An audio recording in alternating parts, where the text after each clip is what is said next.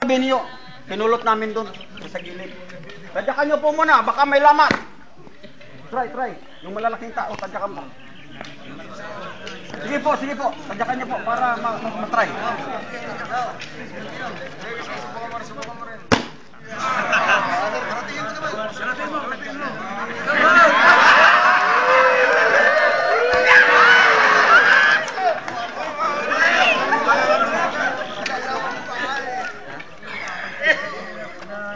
Wala pong orasyon to, bawal sa amin yon. Ngayon, tao lang ako, ano? Tatry ko lang. Kung kaya pa.